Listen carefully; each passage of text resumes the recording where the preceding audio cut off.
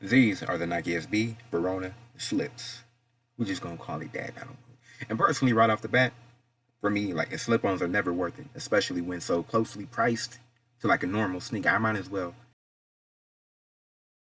The point of slip-ons, to my knowledge, is to be broken in out the box, more board feel out the box, and be lightweight. So that comes at the expense. The way they go about that typically comes at the expense of longevity of the shoe. It's not gonna last as long because they make it with less material, lighter material, all kinds of. It's not my cup of tea. But that doesn't mean that those who like or even prefer what slip-ons bring to the table are wrong. They're just bad people who should be rounded up and converted to functioning members of society. No, but jokes aside, I'm not joking.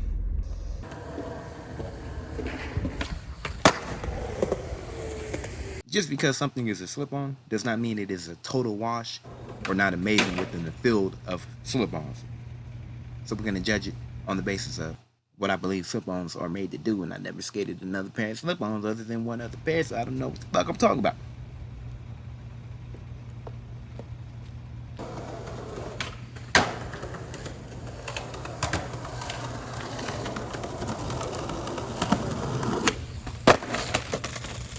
But anyways, we're going to judge it accurately.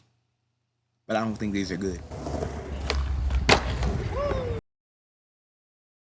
Alright, so the Verona Slips are a well-built shoe, but very thin. They built good, but built thin.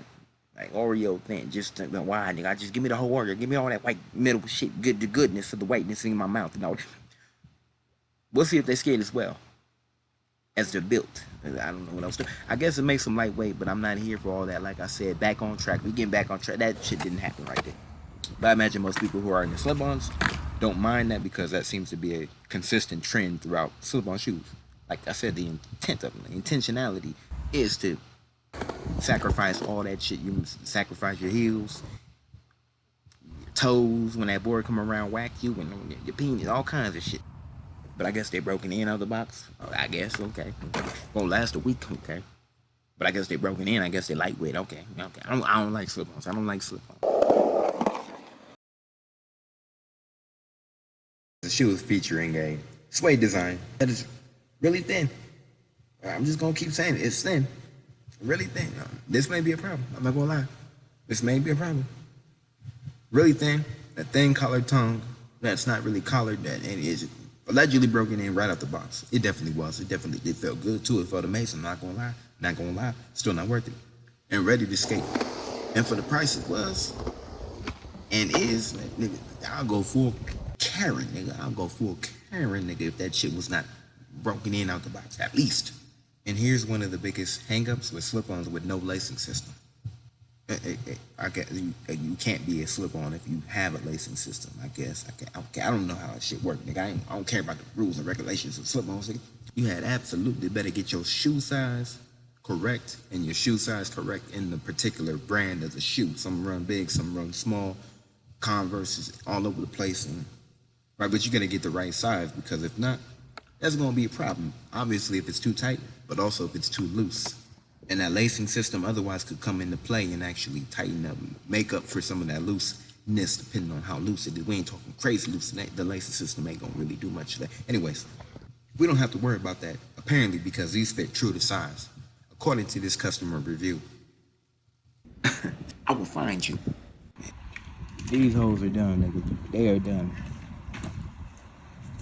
I probably got like a full week left. So like I said, the midsole was going to completely go to mush within a few weeks. Turns out after about 2. Now keep in mind, I did do 100 kickflips in these, and I do 100 kickflips over the course of any shoe I skate. So take that into account and add a week plus maybe, or whatever it is, I don't know. Take it into account. I mean, 20 kickflips a day, landed or not, as long as I'm flicking and doing that damage, and 5 days a week. So 20 a day over 5 days a week. That's not a lot. Or it's not hard to achieve like 100 or somewhere close to that. I really loved it until I didn't. Very short-lived. It was at this moment I didn't fuck up, but that I decided not to skate them no more that was too close of a call. That it just fucked with my mental. I don't know what to tell you. Look at this shit. Look at it. It just fucked with me. Okay, in ways I don't like. And it's already thin in those areas. Just make it a normal shoe, and it'd be like a top tier shoe for me personally. Well, this is the actual moment I fucked up. But like I said, the outsole, toe cap, and flick, plus the bottom grip and design was on par with like any other Nike shoe in its class, like of slip. In its class, like of similar design, whoever just texts me, however the midsole blew out, like I'm talking about. And it's undoubtedly the weakest part of the shoe. Throw the whole thing away. And damn sure don't spend 90 on dog shit with no support. Limited midsole support. It starts out well, sure. But again, loses hold way too quickly. But if you like it, you got the money for it, it's what you know what the fuck it is, motherfucker. You can do what you want to do. I ain't fucking with this.